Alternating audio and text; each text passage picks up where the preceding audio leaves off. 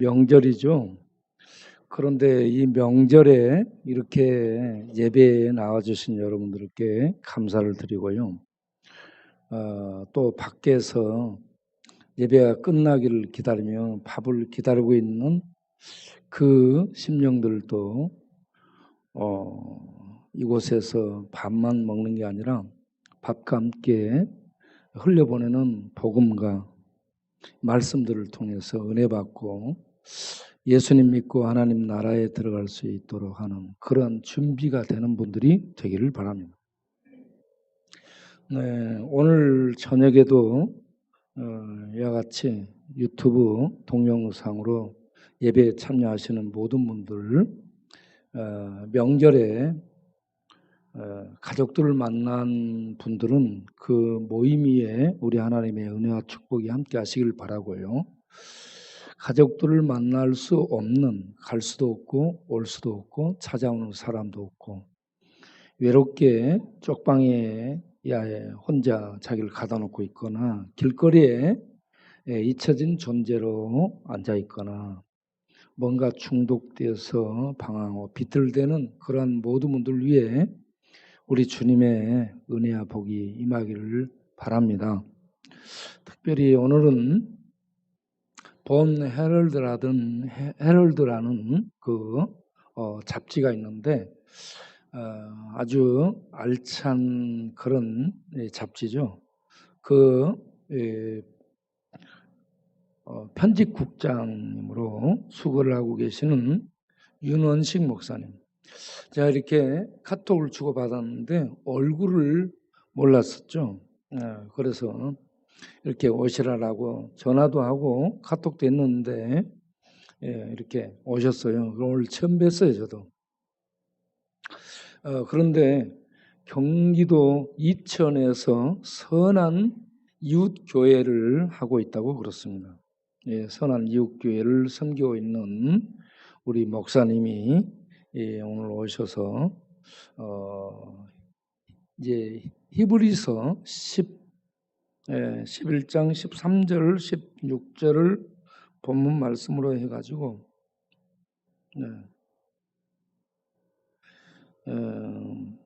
우리는 나그네라는 제목으로 말씀을 전하시겠습니다. 히브리서 11장 13절 16절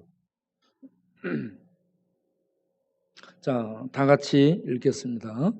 이 사람들은 다 믿음을 따라 죽었으며 약속을 받지 못하였으되 그것들을 멀리서 보고 환영하며 또 땅에서는 외국인과 나그네임을 증언하였으니 그들이 이같이 말하는 것은 자기들이 본향 찾는 자임을 나타냄이라.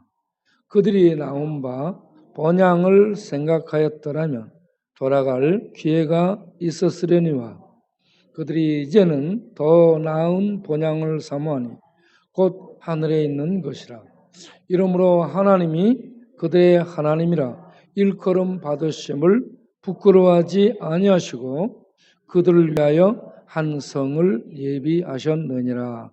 아멘. 오늘 여러분들이 어디로 갈 데가 없었어요? 만날 사람이 없었어요? 찾아올 사람도 없었어요? 잘 오셨어요. 그리고 저 뒤에 우리 교회 표어가 선한 사마리아인으로 살자. 그런데 우리 목사님은 선한 이웃교회. 그런데 저 뒤에 또 선한 사람들이 대표 되는 우리 백시연 형제님 이렇게 또 와 있어요. 그래서 오늘은 선한이 세 개 모였어요. 오늘 선한이 세 개 모여서 참으로 하나님의 선함이 드러나는 그런 은혜가 있기를 바라고요. 우리 백시연 형제도 박수로 환영을 하고요. 그리고 이제 우리 목사님 우리가 나올 때 큰 박수로 환영을 하겠습니다. 네, 목사님 나오시겠어요? 네.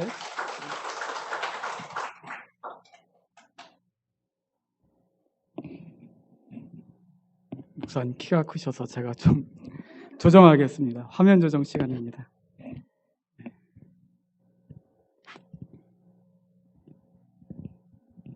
잠시 기도하시죠. 하나님 참 감사합니다. 민족의 대명절 추석이라 많은 사람들이 이동하지만 우리는 날마다 주님을 모시는 우리 마음이 늘 명절이고 기쁨의 날입니다. 주님 모신 주님의 자녀들, 이 땅의 어떤 혈육보다 더욱더 소중한 믿음의 한 가족이 오니 이웃 가운데 임재해 주셔서 주님 영광 받아 주옵소서. 예수님 이름으로 간절히 소원하며 기도합니다. 아멘. 제가 오늘 여기 말씀을 전하러 이렇게 오면서 설교 전에 깨달은 이 두 가지 은혜가 있습니다. 하나는 우리 광역교회가 굉장히 찬양이 넘쳐난다 느꼈습니다. 정말 제가 어디 이렇게 다른 교회 가서 설교 좀 해도요, 이렇게 특송을 6분이나 나와서 하는 거는 처음 목격했거든요. 그만큼 정말 주님을 사랑하는 자들이 곳에 모였고, 주님은 찬양 중에 우리 가운데 임재하시지 않습니까? 예고간도 주님께서 이미 임재하신 줄 믿습니다.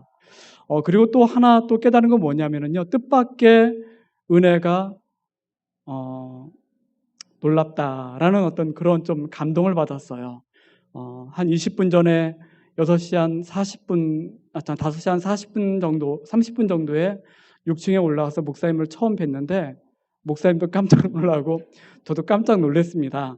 목사님은 예상했던 분이 안 오니까 아니어서 깜짝 놀랐는데 저도 하나님께서 왜 이렇게 놀랍게 저를 인도하셨는지 그런데 그런 거 있습니다, 여러분. 맛집도 늘 가는 맛집이 아니라 예상치 못했던 맛집이 맛있지 않습니까?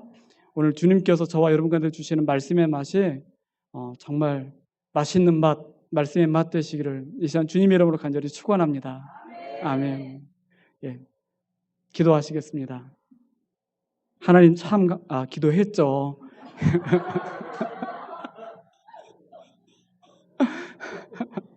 제가 오늘 우리 목사님께 제가 또 전화를 드리면서 목사님 설교를 몇 분 정도 하면 되겠습니까? 그러니까 목사님이 45분 정도면 되겠다고 말씀을 하시더라고요. 근데 제가 일반적으로 알거든요. 예배 보통 1시간 예배인데 45분 지금부터 설교하면은 여러분들 알겠습니다. 근데 그렇게 하도록 하겠습니다. 하여튼 제가 오늘 이렇게 예배를 드리면서 마음이 너무 기쁘고요. 하나님께서 예상치 못한 은혜를 우리 가운데 주시는구나 이걸 깨닫게 되었습니다. 자연스럽게 할게요. 여러분 추석하면은 가장 떠오르는 게 고향이라고 흔히들 이야기하잖아요. 고향이 아닌가 싶습니다. 그래서 코로나 때문에 정부에서 그렇게 국민들한테 가지 말라 해도 대부분의 국민들이 많이 또 이 고향을 찾는 것 같습니다. 그러니까 고향을 찾는 마음은 고향을 생각하는 이 인간의 본성은 누구도 막지 못하는 것 같아요. 그래서 우리가 수구초심이라고 여가 죽을 때는 자기 머리를 고향에 둔다는 것처럼 우리 인간도 마찬가지로 이 추석하면은 또 고향을 잊지 못하는 사람들이 이렇게 발걸음을 움직이지 않나라는 그런 생각을 하게 됩니다. 저는 고향이 그렇게 멀지 않아요. 저는 고향이 대전입니다. 대전에서 태어나고 대전에서 거의 한 30살 될 때까지 자랐습니다. 대전 이 동구에 신흥동, 파남동, 대동, 용운동 여기서 주로 이제 제가 크고 자랐거든요. 아시는 분은 아시겠지만 대전의 동구, 특별히 파남동, 동구, 파남동, 용운동, 대동, 신흥동 이런 데는요 사실 그렇게 잘 사는 동네는 아닙니다. 제가 어릴 땐 그랬어요. 지금은 다르지만. 지금 제가 태어나고 자란 그 동네를 가보면은요 동네가 다 달라졌어요. 제가 어릴 때 살던 그 동네 신흥동에 살았는데 어릴 때 초등학교 때 국민학교였죠. 그때 제가 살던 그 곳을요 사람들이 날망이라고 부르더라고요. 날망이 뭘까? 그때는 그냥 날망인데요. 아마 지금 생각하면 달동네를요 아마 이 사투리로 날망이라고 이렇게 불렀던 것 같아요. 제가 이제 그런 동네에서 이렇게 자라다가 제가 이제 국민학교 좀 한참 다닐 때는요 이 대동이라는 데 플라스틱 만드는 그 공장 옆에 작은 이 골방 같은 그런 집에서 제가 자랐습니다. 이제 그러다가 용운동에서 몇 년 살고 나중에 이제 파남동에 아파트가 주공 아파트가 세워지면서 이제 거기에서 제가 대학까지 나오게 되었어요. 대학교도 고향에서 이제 대전에서 이제 학교를 다니게 되었죠. 저는 감리교 목사인데 감리교의 모군대학교가 그 안에 감리교 신학대가 있습니다. 그래서 제가 모군대학교 감리교 신학 거기서 이렇게 대학을 나오고 대학원까지 나오게 되었습니다. 그러다가 첫 목회를 대전 인근에 있는 옥천에서 시작했어요. 여러분 대전을 제가 그때 처음 이제 대전을 떠나서 이제 객지, 타양, 타지 생활을 한 겁니다. 바로 대전 옆에 붙어 있는데 그렇게 한 거예요. 옥천 하면은 유명한 시인이 있습니다. 정지용이에요. 정지용. 여러분 정지용의 향수가 아마 이때쯤이면은요 가장 TV에서 많이 나온 노래가 아닌가 싶어요. 향수 아시죠? 그곳이 참아 꿈엔들의 진리야 뭐 있잖아요. 앞서 특수를 너무 잘하셔서 제가 더 이상 하면 안 될 것 같고 여기까지만. 그렇게 이제 그런 동네에서 제가 사실은 첫 목회를 시작했습니다. 그렇게 높지 않은 산동네에 있는 그러한 그 시골 교회였어요. 높지는 않았지만 그래도 가끔 구름이 지나가면 구름이 걸치는 그 정도 되는 그런 산동네 교회였습니다. 그래 이제 처음에 27 처음 그 젊은 나이에 첫 목회를 하겠다고 이제 거기에 가서 목회를 하다 보니까 산골 그 교회 첫 목회지 그 교회 성도님들이 한 10대뿐 되는데 다 70, 80 이런 그 노인분들이 다 그 교회 성도님들로 이렇게 와 계시더라고요.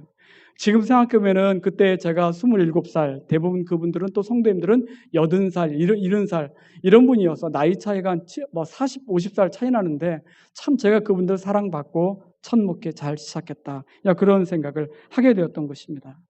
갓 결혼을 하고서 첫 목회를 하고서 얼마 몇 달 지나지 않은 아직 추위가 가시지 않은 산동네 그 교회 사택 주방에서 저녁을 먹으려고 쌀통을 이렇게 저녁을 준비해 쌀통을 이렇게 보니까 딱 저녁 먹고 그 다음 쌀이 없더라고요. 그 산동네에서.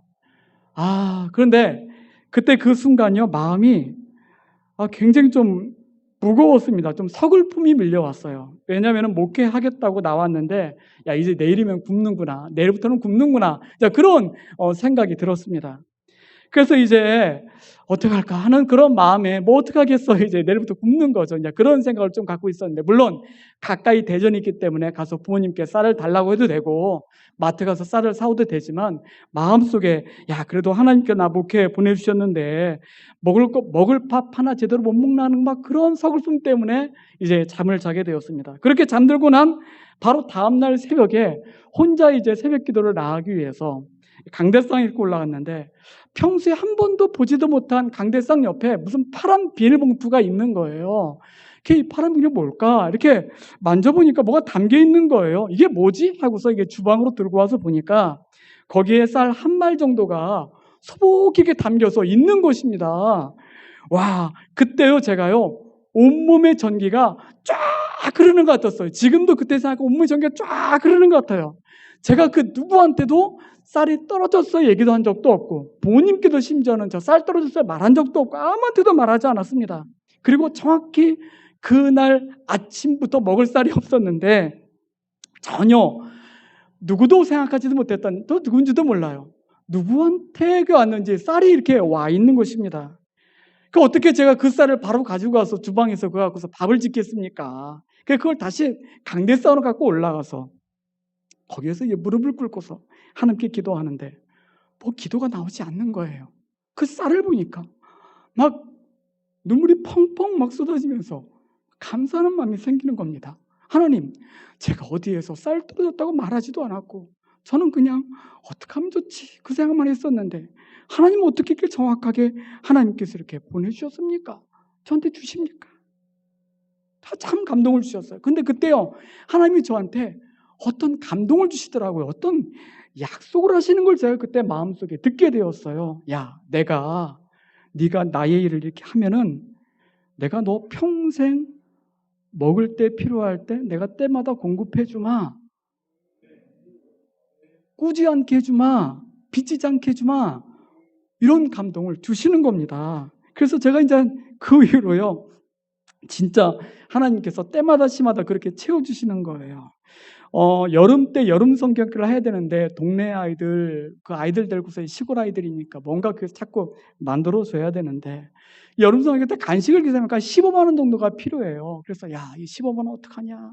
성경학교를 해야 되는데 그래서 이제 성경학교 바로 이제 전날 간식을 준비하고 대전에 이제 딱 나가는 길에 중간에 이 농협이 있어서 뭐 어쩔 수 없이 뭐 내 돈으로 해야지. 15만 원 없더라 내 돈으로 해야지. 야, 그런 생각하고 있었는데 농협 가서 이렇게 그 통장 정리기에 넣어보니까 소리가 나요. 뭐 찍히는 소리가 찌직 찍히는, 이게 무슨 소리지? 이게 난리가 없는데. 근데 그때 깜짝 놀랐어요. 정확히 15만 원이요. 알지도 못하는 어떤 분한테 이렇게 또 들어온 겁니다. 그날 아침에 그걸 또 보내주셨어요, 하나님이요. 그때 너무나 막 큰 감동을 받게 되었죠. 그런 일이 여러 번 이렇게 있다 보니까 야, 하나님이 그래도 하나님을 한다는데 나 어디 가서 빚지지 않게 하나님께서 꼭 필요한 만큼은 채워주시는구나.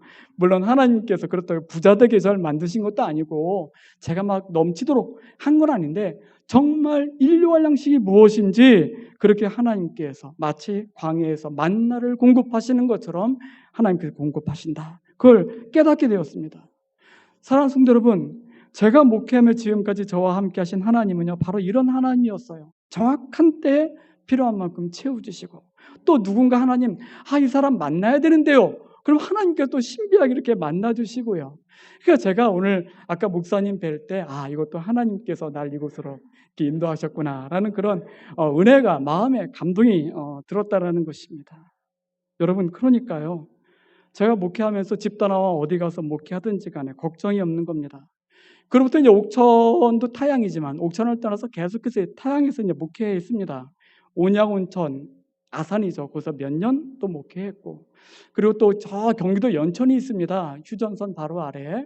거기서 또 몇 년 또 목회했고요. 지금 이천에서 목회하고요. 이천에 온 지는 한 15년 정도 되었습니다. 이 이천이 이제 저의 제2의 고향이 되었죠. 목회를 하면서 이런 생각을 하게 되었어요. 야, 목사에게 고향이 어디 있나? 그런 생각을 하게 되었습니다. 주변에 가깝게 지내던 목사님들이요, 때마다 시마다 이렇게 임지 옮기는 그런 모습을 보면서 한편으로는 야, 부럽다. 어떻게 저렇게 잘 옮길까? 뭐 이런 생각하면서 한편으로는 그래, 목사가 뭐냐? 하나님이 떠나라면 떠나는 게 목사지. 이제 이런 생각을 하기도 했어요. 그럼에도 불구하고 한 곳에서 오랫동안 성도들과 동고동락하면서 목회하시는 분들이 저는 정말 개인적으로 너무나 존경스럽고 너무나 정말 부러워요. 그리고 임 목사님 같은 경우에도 한 34년 이곳에서 정말 하나님께서 귀하게 쓰시지 않았습니까? 하나님께서 보실 때 목사님의 영광이기도 하지만 바로 성도들의 영광이고 또 교회의 영광인 줄 믿습니다. 젊어서 제가 첫 목회할 때부터 제 선배 목사님들이 약간 연세 있는 목사님들이 늘 말씀하시기를 윤 목사가 갖춰야 할 3대 준비가 있어. 그걸 늘 얘기하셨어요. 여러분 그 준비가 아시는 분은 아실 거예요. 목사가 늘 준비해야 할 3대 준비. 그것은 바로 이사 준비, 그 다음에 설교 준비, 죽을 준비입니다. 이걸 늘 하라는 거예요. 이 세 가지 준비는요, 지금도 제 마음속에 무거운 숙제로 다가와 있습니다. 저는 어디 이사 가는 게 여전히 두려운 그런 사람입니다. 어릴 때 우리 집이 없었기 때문에 여기저기 여러 차례 이렇게 이사 다녔던 그런 기억이 나요.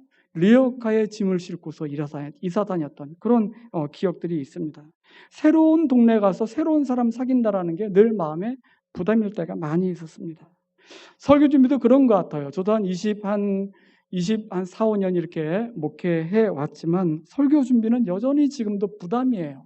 이번 주일 무슨 설교할까 늘 마음속에 생각하지만요, 토요일 밤늦게까지 말씀을 떠올리지, 하나님이 주시지 않을 때가, 감동을 주지 않을 때가, 그럴 때일 때는 정말 속이 탑니다.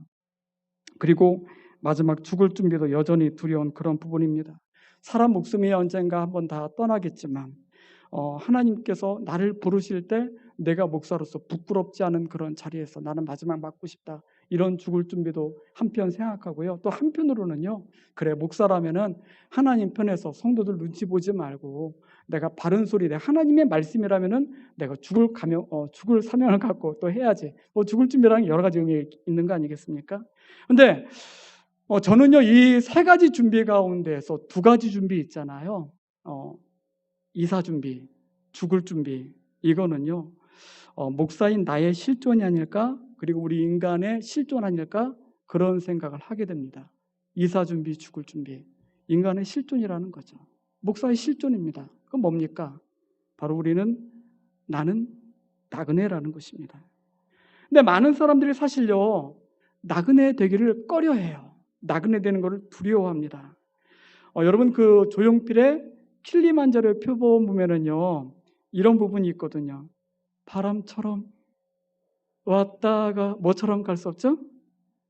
이슬처럼 갈 수는 없잖아. 내가 산 흔적일랑남, 이게 있잖아요. 예. 그러니까 사람들은요, 적어도 내가 이 땅 가운데 많은 건 남기지 못해도 뭔가 흔적은 남기고 싶어 한다라는 인간의 뭔가 실존이 그런 있나 봐요. 마음속에요.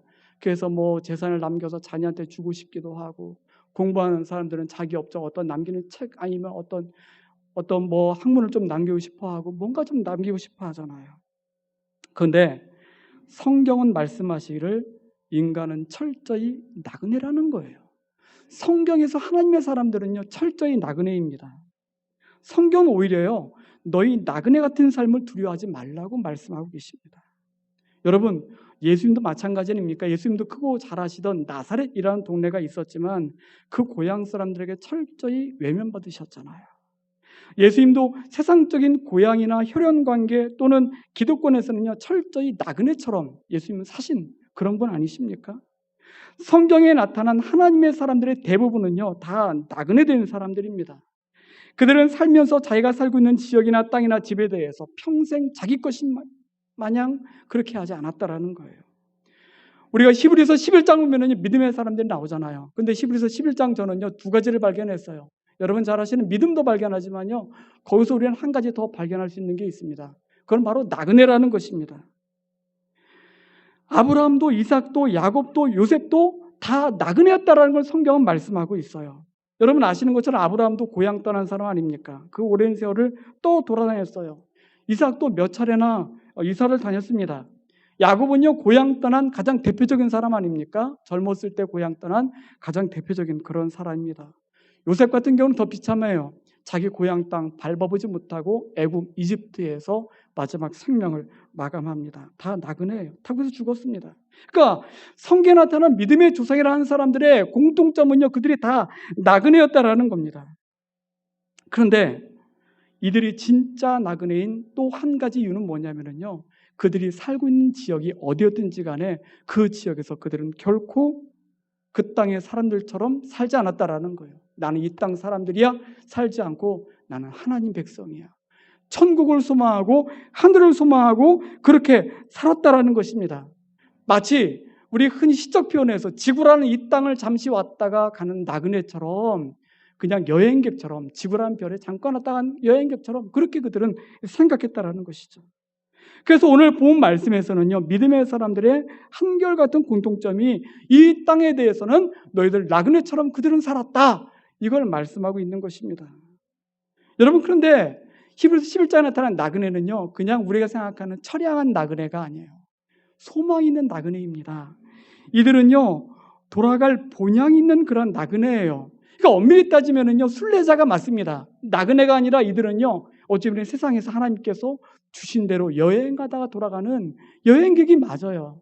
근데 성경에 그들을요, 특별히 나그네라고 그렇게 말씀하고 있는 것이죠. 그러니까 오늘 말씀을 통해서 저는 이 시간 저와 여러분과 잠깐 몇 가지만 함께 은혜를 좀 더 나누고자 해요. 가장 먼저는 뭐냐면요, 이 믿음의 사람들은 다시 말씀드리지만 세상에 대해서는 나그네와 외국인 되었던 사람이라고 오늘 성경에서 말씀하고 있잖아요. 오늘 말씀 13절 한번 보실까요? 13절 보니까 이 사람들은 다 믿음을 따라 죽었으며 약속을 믿지 못하였으되 그것들을 멀리서 보고 환영하며 또 땅에서는 외국인과 나그네임을 증언하였으니라고 말씀하고 있어요. 믿음의 사람들이 자기들이 외국인과 나그네임을 스스로 증언했대요. 자기들 삶으로 그것을 증명했다라는 것입니다. 여러분, 믿음의 사람들의 영적인 본적질은요, 결코 대한민국이 아닙니다. 경기도의 어떤 지역이 아닙니다. 충청도의 어디, 강원도의 어디, 전라도 경상도의 어디가 결코 아닙니다. 물론 태어난 곳은 이 땅이 맞죠. 대한민국 맞죠. 하지만 우리가 죽은 후에도 이 땅에서 영원히 머물 사람들이 아니잖아요. 우리 영이 돌아갈 곳이 있는데 바로 그 곳이, 우리가 돌아가는 곳이 우리의 본향, 우리 영적인 본적지라는 것입니다. 그럼 믿음의 사람들은 세상에 대해서는요, 외국인처럼 사는 거예요. 우리 이 땅에서 지금 외국인처럼 사는 것입니다. 이제는 주변에 참 외국인들이 많이 계신 것 같아요. 사실 우리가 이분들에 대해서는 차별하지 말고 좀 더 따스하게 잘 대해줘야 합니다. 외국인들 마음은 늘 외로움이 있어요. 편견으로 마음이 좀 아파합니다. 우리는 이 세상에 대해서는요, 이와 같이 외국인 같은 그런 존재들입니다. 요즘 같은 시대에 믿는 사람들이, 세상 사람들이 우리를 바라볼 때 얼마나 외국인처럼 그렇게 바라봅니까? 얼마나 편견으로 우리를 바라봅니까? 여러분, 한국 국적이 없는 외국인들이요, 이 땅에서 살면서 금융거래하고 아이 학교 보내고 병원을 가고 이런 것들이 얼마나 불편합니까? 제약받잖아요. 근데 나그네도 마찬가지입니다. 자신의 거주지가 아니면은요, 불편함과 편견이 여전히 있는 땅이 바로 이 지구, 이 땅이라는 것입니다. 하지만 나그네의 장점이 있어요. 나그네의 정말 좋은 점이 있습니다. 그건 뭐냐면요, 언제든지 훌훌 털어내고 떠날 수 있는 것이 바로 나그네의 큰 장점이라는 겁니다. 외국인의 장점이에요. 반대로 이 땅에 얽매인 사람들은요, 절대 이 땅을 벗어나지 못합니다. 자기가 세워놓은 집, 자기가 가진 부동산, 자기가 관심 있는 것들, 이런 것들이 얽매이다 보니까 이 땅을 벗어나지 못하는 거예요. 멋지게 집도 있어야 되고 직장도 있어야 되고 투자한 것들도 많으니까 신경을 써야 한다는 거죠. 그러니까 자기가 사는 이 세상을요, 벗어나서 딴 세상을 생각하지 못하는 것입니다. 그러나 나그네 같은 사람들은요, 이 땅을 언제든지 떠날 수 있어요. 주님 부르시면 우리는 갈 수 있습니다. 가진 것 없으니까 이 땅에 얽매일 필요가 없는 것입니다. 사랑하는 성도 여러분, 우리는 늘 죽을 준비를 해야 합니다. 죽을 준비한다라는 것은요, 무슨 상조 들어놓거나 묻힐 땅 준비하는 이런 의미가 아니라 그것은 바로 천국을 준비하는 거죠.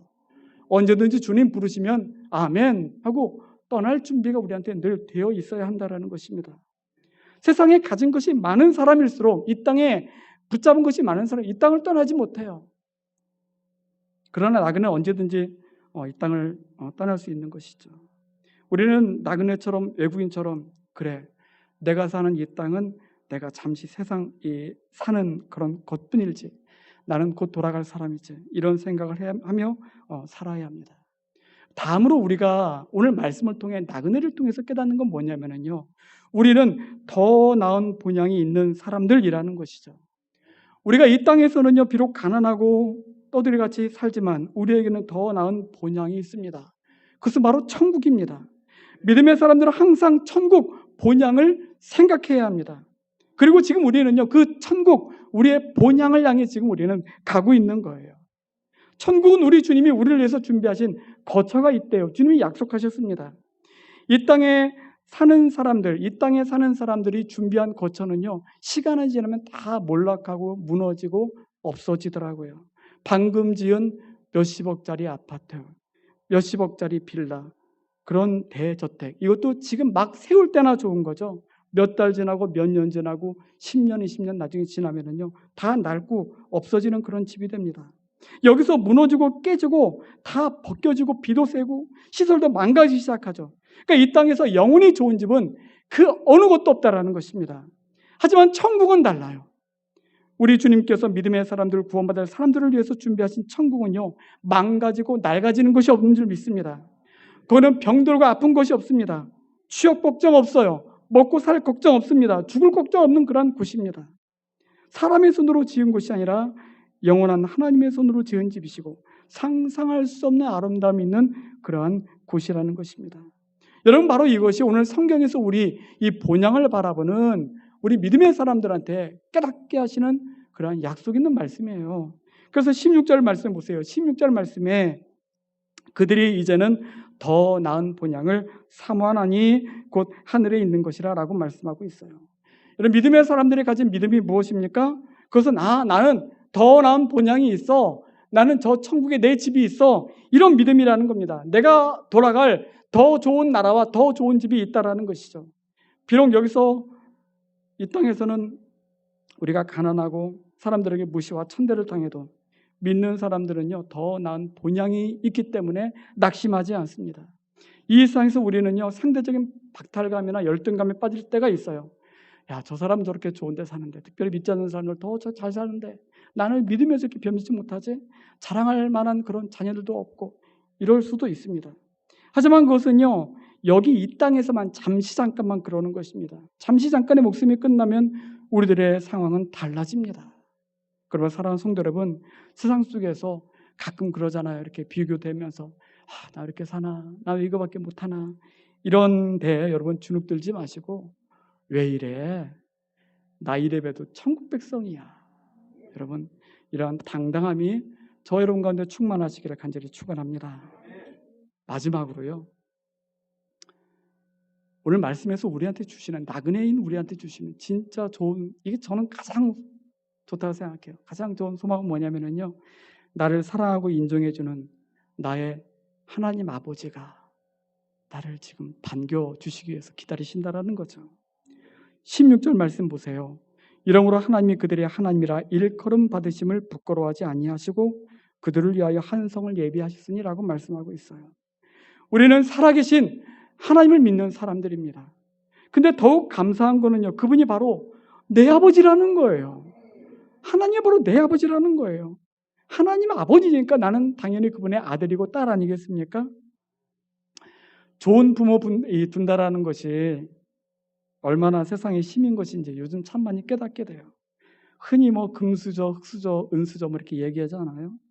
뭐 정치인들, 뭐 경제인들 치고서 금수저 특혜해서 자유로운 사람이 이제는 거의 없는 것 같습니다. 뭐 심지어 목사님들도 그럴 수 있다고 저는 생각을 해요. 뭐 금수저 목사님도 있고, 뭐 흑수저 그런 목사님도 있고, 뭐 다양하겠죠. 근데 세상에 금수저는요, 불평등과 차별에 가까운 부정적인 이미지지만 영적인 금수저인 우리들은요, 달라요. 영적인 금수저들은 그야말로 영원한 복을 받은 사람들입니다. 근데 그들이 누굽니까? 그러니까 바로 하나님의 자녀된 사람들입니다. 하나님이 그들을 하나님이라 일컬음 받기를 부끄러워하지 않으신대요. 나는 그의 아버지라 일컬음 받기를 하나님이 부끄러워하지 아니하신대요. 세상에서 나는요, 좀 부끄럽게 살았을 수 있어요. 지금 나는요, 나 스스로 보기에도 참 형편없이 보일 수도 있습니다. 자랑할 것도 없고 내세울 직업도 없고 변변치 않고 가난하고 못 배웠어도 예수를 믿어 구원받은 믿음의 사람들에게 하나님은요, 이렇게 말씀하세요. 야, 그래도 난 네 아빠야. 야, 그래도 넌 내 아들이야. 너 왜 그래? 너 그래도 너 내 딸이야. 내가 너를 내 딸로 생각해. 네 아들로 생각해. 사랑하는 성도 여러분, 저는 이것이 가장 큰 복이라고 생각을 해요. 하나님 아버지가 나를 부끄러워하지 않는다라는 거예요. 나를 낳은 부모님은요, 나를 부끄러워할 수 있어요. 어디 가서 나를 자랑스럽게 말하지 못할 수도 있습니다. 물론 내가 그 부모 앞에서 자식으로서 잘 못 살았으니까 그럴 수도 있죠. 근데 남들 자식 자랑할 때 우리 부모님은요, 내가 지금 어디 살아있다고 말하지 못할 수도 있는 그런 부모도 있다고 생각을 해요. 나를 부끄러워할 수도 있습니다. 나 낳은 부모는요, 나를 부끄러워할 수도 있어요. 다른 사람 막 자식 자랑할 때 아휴 하면서 마음 아파할 수 있습니다. 하지만 하나님 아버지는 다르대요. 오늘 말씀 보세요. 하나님은요, 나의 형편을 보시고 부끄러워하지 않는다라는 겁니다. 병들고 못나고 자랑할 것 하나도 없어도 우리가 예수 그리스도를 통해서 하나님의 자녀가 되면 무조건 우리를 인정하고 존중하고 사랑해 주십니다. 여러분, 추석 명절 고향에 마음껏 가지 못해도 또 늘 무거운 마음으로 고향을 생각해도 혹은 뭐 나한테는 고향조차 없지 이런 마음 들 수 있어도 여러분 낙심하지 마시기를 바랍니다. 우리들은 영원한 본향이 있어요. 그 본향인 천국을 향해서 기쁘고 감사한 마음으로 앞으로 나아가시는 저와 여러분 되시기를 주님의 이름으로 간절히 축원합니다. 아멘. 기도하시겠습니다. 하나님 참 감사합니다. 우리는 나그네입니다. 맞습니다. 우리는 이 땅에서 외국인처럼 차별받을 수도 있습니다. 하나님, 이 세상이 우리를, 믿음의 이 사람들을 몰라줄 수도 있습니다. 하나님, 그러나 우리 이것들 때문에 아파하지 않게 인도하여 주시고, 당연히 나는 나그네, 나는 순례자, 이 땅에서는 외국인 같은 그런 존재, 그러나 하나님의 자녀됨을 늘 기쁘고 감사하게 여기게 하여 주옵소서. 예수님 이름으로 간절히 축원하며 기도합나이다. 아멘.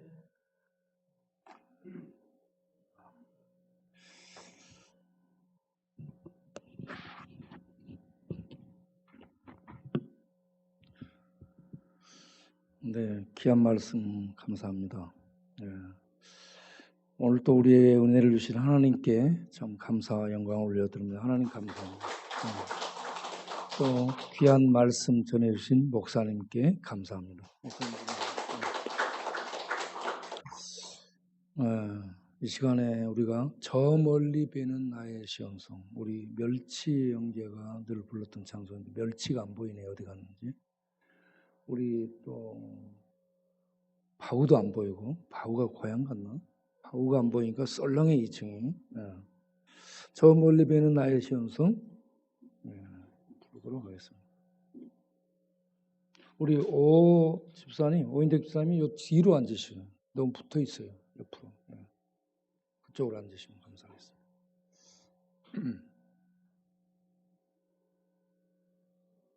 저 멀리 배는 나의 시온성. 순례자의 노래. 우리 오늘 설교에 순례자, 나그네, 외국인 얘기를 했잖아요.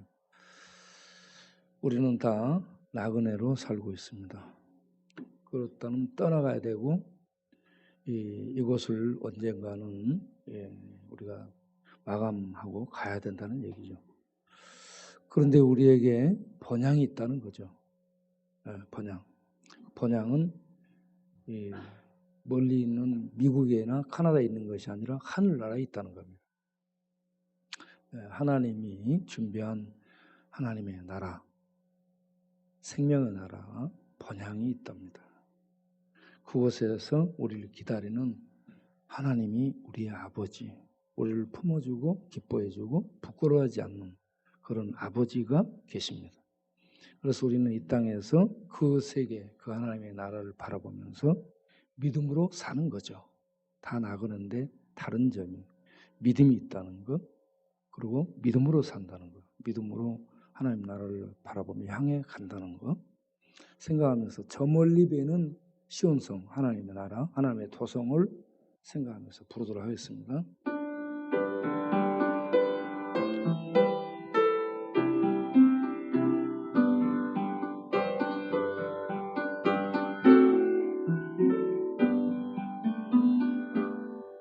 저 멀리 배는 나의 시온성, 거룩한 곳 아버지 집, 내 사모하는 집에 가고자 안밤을 세웠네. 저 망망한 바다 위에 이 몸이 상할지라도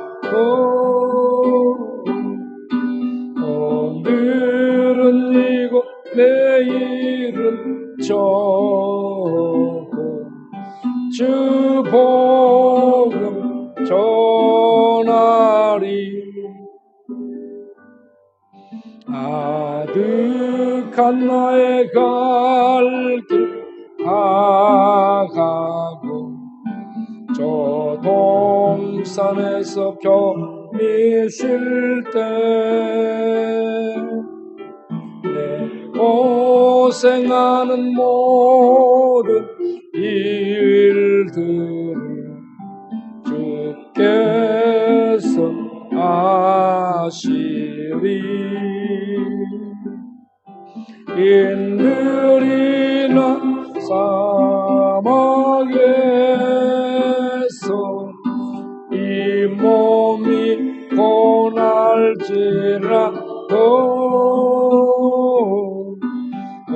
내 주 예수 날 사랑하사 날 지켜 주시리.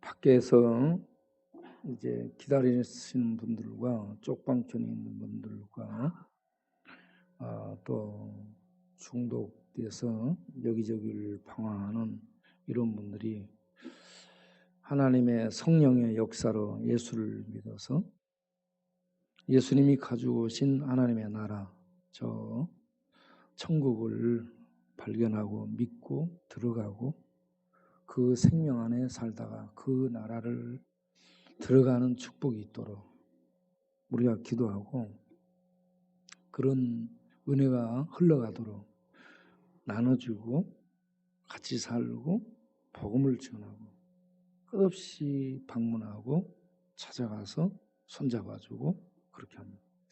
이런 일을 계속 감당할 수 있는 힘을 주시도록 이 시간에 기도를 하도록 하겠습니다.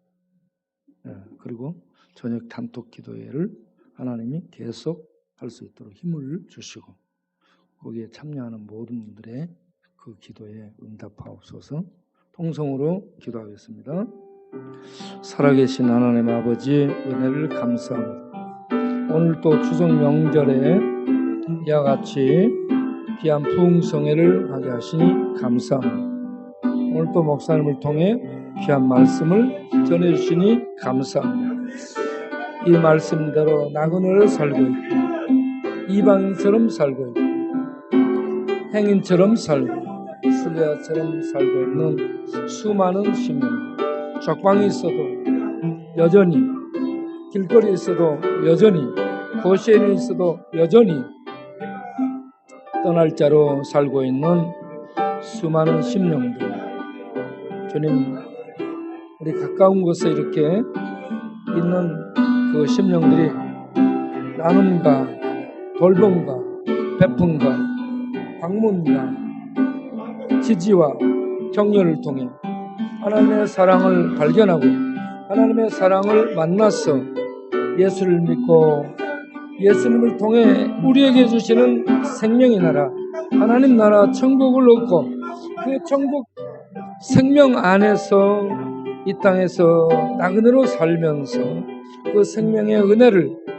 누리며 나누며 흘려보내며 사는 그런 심령들이 되게 하시고 그렇게 살다가 저 천국 하나님 품에 들어가는 복된 심령들이 될 수 있도록 우리에게 은혜를 베풀어 주옵소서. 우리의 사역을 통해 계속 일이 지속되게 하여 주시기를 원하며 계속되게 하여 주시기를 원하며 주여 또 우리가 매일 밤에 나누는 단톡 기도회를 통해서 우리 아버지 하나님의 그 은혜들 하나님의 역사들을 나눌 때 이 일에 참여하는 모든 분들이 기도할 수 있게 해주시고 기도할 때에 우리 하나님 역사해 주시며 응답하여 주시옵소서. 응답하여 주셔서 우리 하나님을 경험하고 하나님의 실존을 체험하고 믿으며 그 하나님을 의지해서 사는 그러한 심령들이 될 수 있도록 역사하여 주시옵소서. 주님 우리의 기도를 들으시옵소서. 우리의 예배를 받으시옵소서. 예수님의 이름으로 기도하옵나이다. 아멘. 오늘 낮에도 오군이를 제가 만나서 누워있으니까 또 얘기를 했는데 이 오군이 앞부분 얘기가 많았고요. 중간에 다시 이제 얘기한 부분이 뭐냐면 요즘 돌아가신 누구? 할머니하고 그 어릴 때 자기가 12살인가 그때 죽었다고 그래요. 자기 누나가. 그러자 아버지가 지게에다가 비닐푸대로 해가지고 이렇게 메고 갔는데 그게 늘 보이고 할머니 보이고 그리고 그 납골당에 있는 묘지 거기에 죽은 사람들 그게 늘 보인다는 거예요. 여러분 그게 보이면 어떤 때예요 지금? 그 사람에게 그런 것이 보인다 이건 어떤 상황이에요? 예. 그 죽을 때가 된 거예요. 그래서 제가 그 얘기를 듣고 야, 오구나, 너 죽을 때가 다 된 것 같은데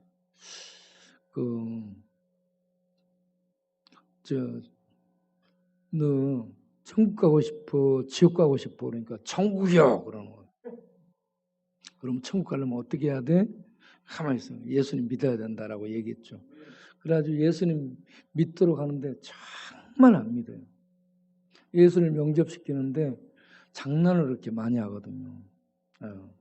집중 안 하고, 그리고 이 마음으로 그렇게 온전히 주님을 영접하는 이런 모습이 없어요. 늘 방해를 받습니다. 그래서 때리면서라도 영접시켜서 구원시켜야 되겠다. 여러분, 사람이 물에 빠져 있을 때 어떻게 해야 돼요? 물에 빠져 있을 때 들어가서 이렇게 머리채를 휘어 잡아서라도 끌어내가지고 살려야 되잖아요. 그런 것처럼 어떻게 하든지 예수님을 믿을 수 있도록 만드는데 제정신으로 하는지 본정신으로 하는지 술정신으로 하는지 참 이거 힘들어요. 어쨌든 따라서 하도록 했는데 그 마음속에 천국 가려는 마음은 있어요. 전에 나랑 공원 돌 때도 얘기했거든요. 목사님, 나는 지옥에는 안 갈랍니다. 천국 갈 겁니다. 이렇게 얘기하고 천국 갈 마음은 있는데 천국 가는 방법이 예수님 믿는 거잖아요. 그런데 예수님을 영접하는 이 믿음을 갖지를 못해. 늘 뱅뱅 돌아. 그래서 오군이, 백창기, 김홍기, 또 두영이도 와서 또 기도해 줬어요. 두영이, 엉거, 성수, 엉거도 또 저쪽에 술판 벌이고 있고. 그래서 이들을 위해서 우리가 또 통성으로 기도 한번 하겠습니다. 하나님, 이들이 진리를 알고 믿게 하시고 믿어서 오늘 목사님 말씀하시는 대로 저 하나님의 번향 천국에 들어갈 수 있도록 은혜를 베풀어 주옵소서. 통성으로 기도하겠습니다. 아버지 하나님, 우리 주변에 보면은 정말 안타까운 형제들이 있어요. 오군이, 창기, 참치, 그리고 성수, 엉거, 두영이, 주님, 디오게네스, 주여, 이들이 진리를 알 수 있도록 역사해 주옵소서. 저들의 마음의 커튼을 걷어주시고 어두운 심령 속에 진리의 빛을 비춰주옵소서. 예수님이 진리이시고 구원이시고 하나님이시며 하나님의 구원의 능력 되심을 알게 하시고 예수를 그리스도로 믿어 구원에 이르고 하나님의 자녀 돼서 천국 가는 축복을 얻게 하여 주옵소서. 주님, 저들뿐만이 아니고 주여, 그 주변에 있는 수많은 사람들,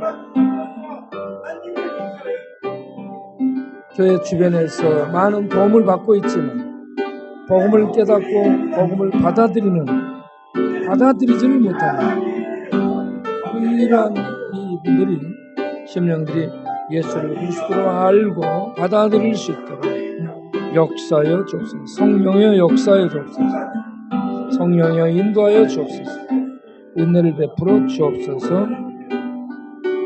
예수님의 이름으로 기도하옵나이다. 아멘.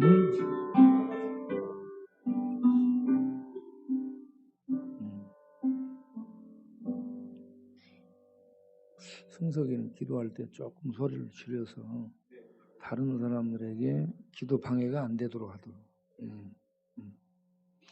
혼자서 토굴 속에 들어가서 기도할 때는 소리를 지르든지 욕을 하든지 아니면은 거기서 뭐 악을 하든지 괜찮은데 같이 기도할 때 막 그렇게 괴성을 하면 안 되니 소리를 좀 줄여서 그럴 수 있다. 헌금 기도를 하겠습니다. 감사 헌금도 하고 11조 헌금도 하고. 네, 감사헌금 11조 헌금을 하셨어요. 제가 어제도 얘기했죠. 쪽방 사람들이 11조 헌금만 하고 감사헌금만 하고 저 밥도 안 사주고 그러면서 돈 다 써버려. 나오면 3일 만에 다 써버려요. 그리고 좀 있으면 저 불러 뭐 하려고? 차비 달라고. 10,000원 달라. 뭐 어디 간다. 예. 제가 그 세월을 지금까지 살아왔는데 헌금 내고 싶으면 내일 내고 싶을 때 돈 쓰기 전에 내야 돼요. 미리. 헌금 기도하겠습니다.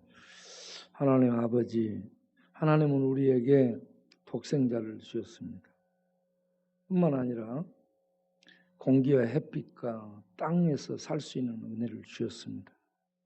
그리고 지금도 악을 행하고 죄를 범하고 하나님 없이 하나님 대적하고 살지만 하나님은 햇빛처럼 여전한 은혜로 우리를 대해주십니다. 이 놀라운 은혜를 입고 있는 우리가 특별히 예수님 믿어 구원받고 하나님 백성 돼서 하나님의 축복 속에 살게 하시니 감사합니다. 그 놀라운 은혜를 인하여서 이 시간에 11조헌금 감사헌금을 드립니다. 받으셨고 주께서 그 영혼에 복을 주시고 마음의 평강을 주시고 또 뼈골수와 뇌세포와 모든 장기들이 강건하고 또 기능을 발휘할 수 있도록 축복하여 주옵소서. 우리가 단톡 기도에 아프신 분들을 올리고 기도하고 있습니다.